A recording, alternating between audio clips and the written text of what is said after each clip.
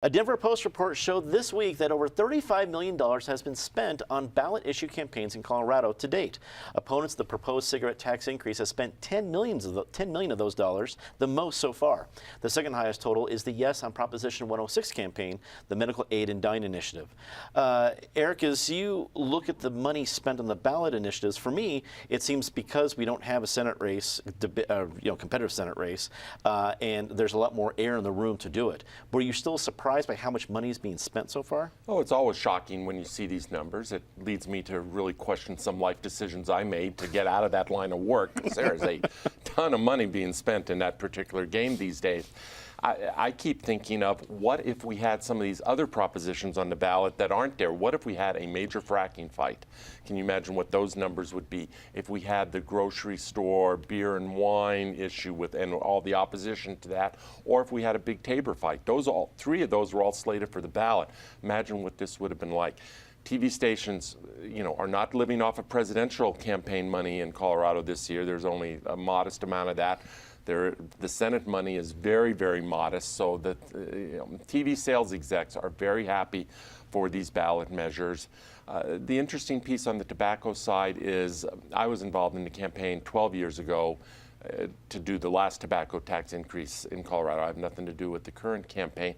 And 12 years ago, the tobacco industry didn't play here. They decided that there was no way of defeating that, and that the proponents' campaign was strong enough that the tobacco industry took a pass. This time, they're not taking a pass. I still think they're likely to lose. I think the proposition is likely to pass, but they must have some polling that says they're at least within shouting distance, because they started with 5 million. They now have anteed up another 5 million to oppose it.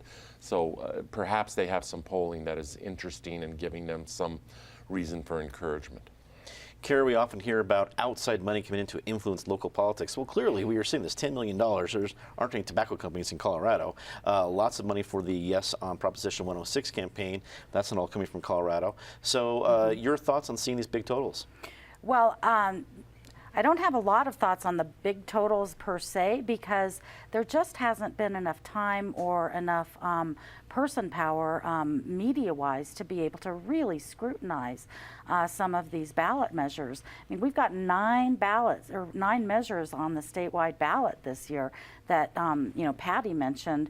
People starting in 10 days are going to get their ballots and open them up and say, what in the heck is this? And they're going to recognize Trump and Clinton, but then as we're filtering down, it's more and more, what am I even looking at? The tobacco tax and the constitutional reform and Colorado Care.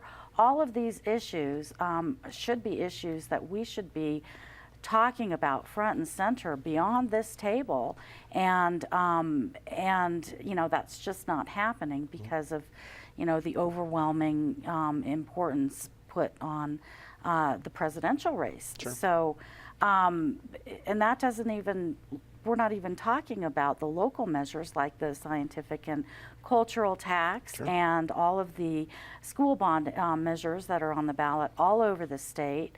It's a huge ballot. It's a huge ballot. And then there are the judges, which pages and pages of judges. You're inspiring a lot of voters out there. They're going to get this book in the mail. So get ready and study your blue books, because it's really going to be up to the voters to make sure that they're trying to read through and get as educated as they can.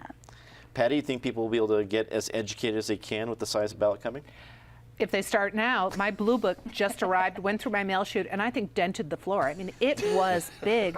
And that's only the state issues. It doesn't get into the regional issues. It doesn't get into the city issues.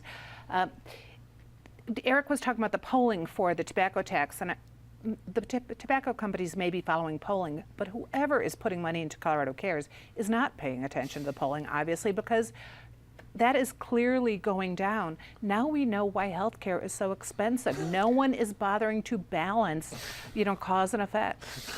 David, wrap it up for us.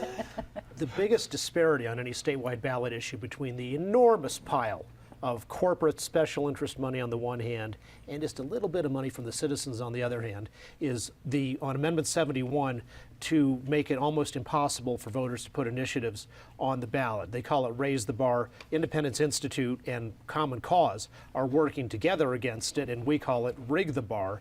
And it turns out, based on a report from our investigative reporter Todd Shepard on Complete Colorado, the Raise the Bar people couldn't even meet their own standard. You have to get at least 2% of the registered voters in every one of the 35 state Senate districts around the state, and they couldn't even manage to do that. They failed in at least 6 Senate districts, maybe more. So the measure itself shows how impossible they would make it for citizens to ever amend the Constitution in the future.